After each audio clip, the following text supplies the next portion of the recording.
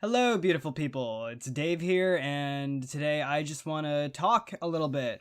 I don't really get to engage with you guys very often, but sometimes I go through things in my head and I just kind of want to talk about them because it's a topic of interest. And I don't know, today I really wanted to do it. I was literally in a bar. It's like October 25th, and which is Halloween weekend. And so I was at a bar just chilling, and this idea just kind of came to me, and I wanted to you know, talk about how being a gamer kind of affects my life even after I kind of stopped gaming. Like, obviously, you guys know me as a gamer. I'm Dave, DarkfoolDave, the gamer on YouTube, and I am a gamer. I think I have the mindset once a gamer, always a gamer, especially someone like me who played Mario World when I was 5 on the Super Nintendo. I find that in college, because, that's when your responsibilities start to add up a little bit and you kind of stray away from gaming a little bit. I still was a gamer in college and even afterwards, and I largely thank YouTube for that. That kind of kept me doing, playing video games, which is something that I've always had a passion for since I was very, very young and got me through some dark spots in my teenage years. But I wanted to talk about how even after I stopped gaming, it's more of a small part of my life. You guys see it more often than anyone else. But when I'm not recording, I'm usually doing any number of other things. But I got a full-time job. But one of the biggest things that I kind of shifted in, and this happened in college, was I became more athletic, I guess. I became a lot more active. And I started with fencing, which is kind of a nerdy thing to get into anyway, because, swords are cool. And, if it wasn't for video games, I probably wouldn't even have been interested in that. It's kind of cool how that happened. But doing fencing got me interested in combat, which got me interested in martial arts, which got me interested in conditioning, which got me interested in everything else. Also, I got a job at Lululemon, which I still have. 3 years and 10 months and counting at that job at Lululemon, which I love. It's been one of the best things for my life. But that got me into all sorts of other types of physical things that you can do. And if you guys know me personally, which I've never talked about this on the gaming channel, maybe a couple times, but I've always believed in 3 huge things for life. It's physical prowess, psychological mastery, and spiritual balance. And that I could go into other videos on each of those and all 3 of those later on if you're interested in that sort of thing. But I kind of like these little fireside chats. Anywho, yeah, I apologize for having such scattered-brained thoughts throughout this entire thing, and also I can't even look at the damn camera. Hi, guys, I love you, because my brain's all over the place. But I wanted to talk about how I never lost that gamer mindset, even as I got into these things, because to this day, I am more interested than anything else in not psychological, just achievement or development, self-improvement and self-development. And I went from being a really insecure person in high school. I kid you not, I could not make eye contact with other people. I would get anxious. I was the creepy kid in the corner. I was one of the emo kids, which is not a bad thing, by the way. If you were one of the emo kids, shout outs. I was very socially awkward and even anxious. I would get a lot of anxiety at the idea of approaching people or talking to people or anything like that. And my teachers actually were my best friends throughout that entire time. That, and I can also talk about how getting into theater helped me out of that towards the end of it. But I was always a gamer, and that kind of puts you in a little box when you're in school. And college afforded me an opportunity out of that box. And I was determined, and I tried fixing this towards the end of high school, but it's hard to do that sort of thing when your clique is, not your clique, but your position in society is already kind of locked in. So I took college as a golden opportunity to get out of whatever self-image I created for myself, public image, whatever it is. I think you guys get what I'm getting at. So in college, I was I'm going to be a people person. And I found out that I was actually quite the extrovert. I actually really love people, and I love connecting with them. I loved chatting with people and having long conversations until like 3 a.m. in college. You guys know what that stuff's like, those of you guys who remember stuff like that.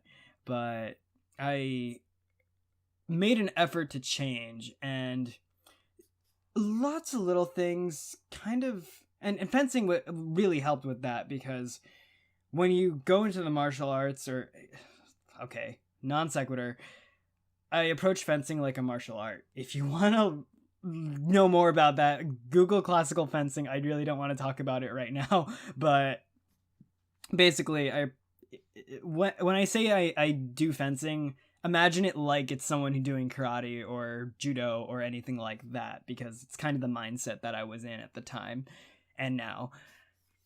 So martial arts gets you into a zone where your practice is almost, your approach to your practice can be reflective of your approach to life. And so for a lot of reasons, that can, the things that work in as you get better as a fencer can make you better in life, and vice versa. Solutions you figure out in life can go back to the dojo as well, or Sal if we're talking swordsmanship. But anyway, no, I'm not cutting. You're gonna keep that pause, because I don't want to cut this video. I want you to get fully unfiltered David right now. So I made an effort to change myself with and fencing and theater and like so many other things helped me out. But the central thrust is I made an effort to change. And what kind of helped, and I was really like going through like in high school depression and stuff like that.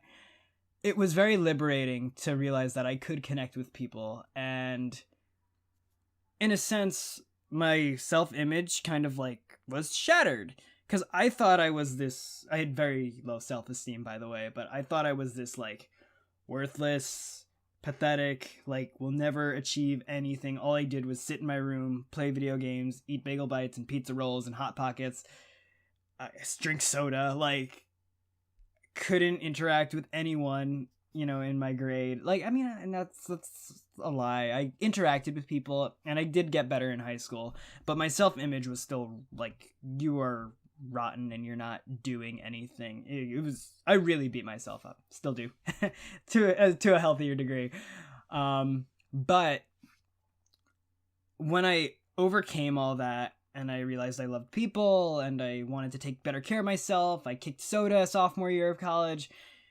All these little things were me realizing that I could break through this ceiling, this like imaginary ceiling that I imposed on myself. And a lot of people don't have an experience like that. A lot of people, like, even athletes sometimes, they believe they have no ceiling until they get out of their sport, and then they have a ceiling. And that's later in life. So I kind of was really early in life. I believed that I could only reach this high. And then in college, like, that just kind of fizzled out, and I realized I could go here. And every time I've believed that there was a limit since then, I realized I could go back and be like, oh wait, the limit doesn't exist. And so effectively, like, I don't believe that there's a ceiling to anything that a person could achieve. It's not even just about me, but I want to be able to spread this to other people. And I think talking about it kind of helps me articulate my thoughts a little bit more. So thank you for listening to this nonsense. And also, like, I want to kind of bridge it more into the things that I'm passionate about beyond gaming. And I think this kind of is a cool way to segue, because it's related to gaming. Going back to kind of what I want to talk about, though, for this entire video is that my gamer instincts never really left me. And that's just like, I went through my like whole story in a nutshell there, but I'm getting to a point where I want to talk about how even my approach to physical arts and things like that, and you guys know I started dance and all that stuff recently, but I got to take this one thing at a time. But psychologically, it all began psychologically. It was this idea that in video games, it's all about conquest and achievement. And in my life now, like me personally, I'm not a fan of material things. You should see this apartment right now. It's tiny. The fact that I'm just proud of the fact that I have an apartment that I live in myself with a little kitchen. But I'm not huge on material things. Some things, yes. Like I get expensive soaps, and anything that goes in my body usually is like a little bit more pricey. But like the last most expensive thing I got was probably like this Yeti microphone, and that was like years ago. I am much more want to spend things on like travel or lessons, or like most recently it was ballet lessons. Like I like intangible things that contribute to my being or development in one way or another. Books, huge reader. I love nonfiction. And anything that opens my mind up to thinking in a different way. I love that kind of stuff. This all, I think, kind of came from the whole gamer mindset. Like, you think of Mario, you run from level to level, and you deal with harder challenges each time. And it's all about not just surmounting the challenge each time, but like that sense of reward after you do it. Like, once you beat Mario, you try to do it without power-ups, or you try to do it like as a speed run, or you try to do it like you try to refine and finesse things. And I think that's a very gamery approach. Like, I think of some of my most memorable experiences with video games, RPGs, Final Fantasy VII, like the whole idea of leveling up and busting through and becoming more powerful. I think that's a huge approach to my training now. I honestly don't believe that there's a limit to how much stronger I can get, which means like I'm tacking things on. And also, like, think about, I guess the closest reference, like, you can customize your stats or equipment in a lot of RPGs, or like if you really want to go to like the level of EV training in Pokemon, like real stat customization, or like in Bloodborne or Dark Souls. Like, I am kind of a mad scientist right now. I am 26 years old. I was 18 probably when I got into physical things, and then maybe 22 when I got okay enough at fencing to be like, okay, I'm a reasonably athletic guy with some body awareness. I'm 26 years old now, and I am tasting everything. Like, I've done bar classes, I've done yoga, I've done Pilates, I've done and Lululemon helps with this because you get exposed to so much different, stuff. I've done boxing. The things I've gotten really into, I believe dancers and gymnasts have some of the most amazing bodies I've ever seen when it comes to core strength and flexibility. And I want to bring this kind of stuff back, like, and fencing was kind of interesting because we never approached it like a sport. We always approached it like a martial art. So you get on the line, do the thing. It was all about discipline, and that's really good for you mentally. I always wanted more. I craved more. I wanted an edge. So I began doing things like stretching before working out, which I think everyone should do. We didn't always do that because there's only so much time in the fencing club sessions. But stretching before doing your thing, I'm always a big fan of doing laps and getting your heart rate up. And so now I'll take, I love the approach of a fencing class, like the way it's disciplined and structured, or any martial arts class where it's like you begin with like things that your body can do, gross motor, then you go into fine motor, and then you like kind of decompress. And I also work with a trainer for weightlifting, so then that's another dimension. I like the whole idea of like starting with a warm-up and then ending with a cool down, that kind of thing, before you do like, and having the meat of your workout in the middle of it. And I've like kind of stolen core warm-up exercises from gymnastics, and I use ballet stretching all the time, and I'm actually trying to get good at ballet, so I'm still taking those classes religiously. I'm trying to learn more about it, how to really perfect this whole idea of having an adaptable body. And when I think about it in terms of gaming, I'm like, I'm fucking stat customizing right now. I'm trying to pick and choose these attributes that I kind of covet when I see them in other people, and I'm like, okay, I'm going to take that. I'm going to take this. Also, my other nerdy thing was like, I was never the hugest anime fan, but like Dragon Ball Z, like God, and like the whole idea of like absorbing other people's powers. Like I started with the Majin Buu arc, so you can kind of get that. Like I see a little bit of that in young David as well. All these things I exposed myself to childhood. I kind of like, I guess, fantasizing about how they manifest now. I need to find like a nerdy psychiatrist, a nerdy psychologist, and like get them to psychoanalyze me through the lens of gaming. I think that would be really fun. There's got to be someone out there who does that. That'd be really cool. I could have been that person. I wanted to be a psychiatrist. Fun fact. And when I started college, then I became a film major, qualified me to do, the retail job that I do. So and enough about that though. Like, I kind of don't want this video to run on too long, but this is only something I've been thinking about for the last few months, about how that interest in gaming kind of like transcends here. And I'm just talking about physical stuff, even mentally.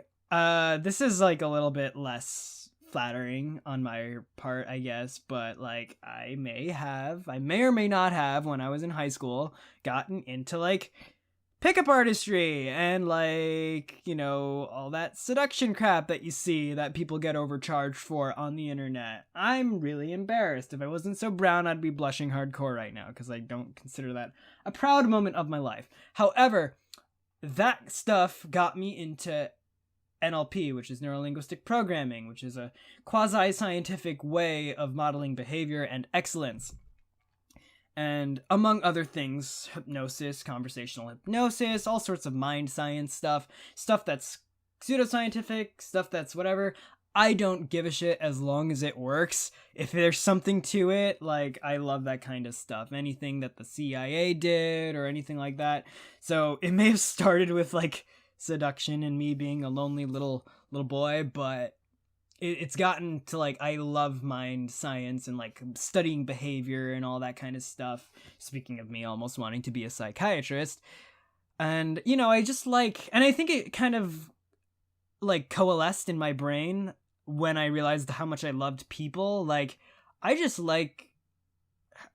a very curious person. I like knowing what makes people tick. I like figuring people out. And again, it goes back to the whole gamer instinct, really optimizing, like, I put a lot of stock in my, I guess, charisma stat. I'm huge on rapport building, and like, I just like making other people feel good now. And so, anything that's like, making a good first impression, making people feel good, building bonds with people. Like, I think, and that's why I'm still on YouTube, like, I realized it's a good platform to just really genuinely connect with people.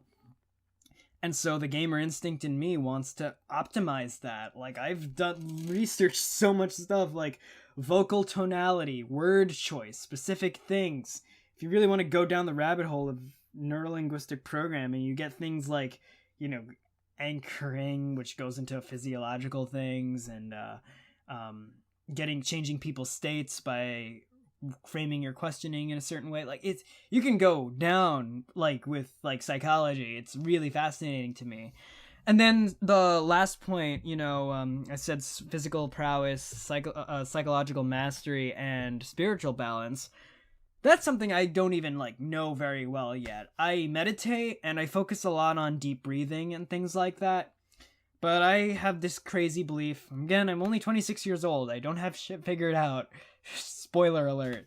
Not many people at my age have all their crap figured out. And anyone who's trying to convince you otherwise is probably lying to themselves before they're even lying to you. But I'm big on like deep breathing, as I say as I exhale sharply. I got a lot of this from like Tai Chi, like really like letting your mind wander, like not wander, but like getting into that flow state. That's like I could make a whole video on that.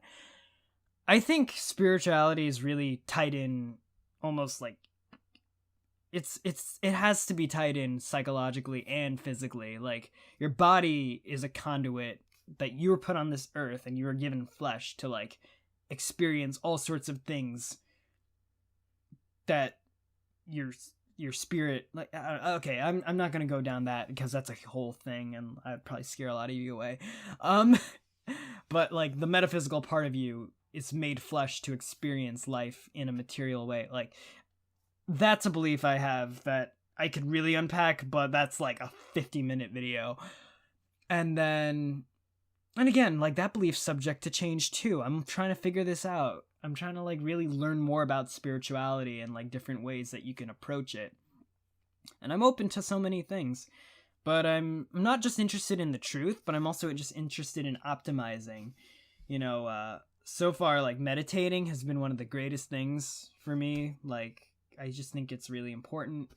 And then, like, you can vibe the energy off of people. It's not all psychological and it's not all physiological. Yes, body language is important. Knowing people's experience and how it shaped them is important. But sometimes it's just that one-to-one, how your energy is responding to their energy. And that's, like, that I think is, like, the crux of, like, what the spiritual really means. But because we're all connected. And, again, I can go down this thing. I don't want to. But, again, gamer instinct. I want to optimize this, and I like have this thirst to really go after it. So thank you for listening to me ramble. If you want to hear more stuff like this, do comment below, like this video, give it a thumbs up, and subscribe if you haven't. And I want to end this off with a question. Please, please, please, and just so I know you watched to the end of the video, I want to know, how has being a gamer affected your life outside gaming? Because let's face it, like, whether you might be my age or you might be older, and you maybe like you don't have as much time for gaming as you did before, or maybe you're younger and you game all the time. I challenge you to think about how gaming can your gamer instincts, if you're and also like think about what gamer instinct is. I don't want to say if you're self-aware enough to like know. I want you to like get self-aware, like get curious about like what are the things that I feel psychologically when I'm gaming, and how does that really manifest outside of gaming? I kind of am really curious about this topic, so I really want to know. And again, I'm seeking the truth ultimately, because I think that's a really important thing to strive for in anything you do, regardless of your religion, creed, like mindset, philosophy. Like, I think the truth is the most important thing. Then your interpretation of that truth is your unique flavor, your art, so to speak. Oh man, this is getting lofty, so I'm gonna end it off here. Thank you for listening to me ramble. I hope you found this valuable. I really am curious about what you guys have to say. Thanks for listening. I'll see you later. Bye.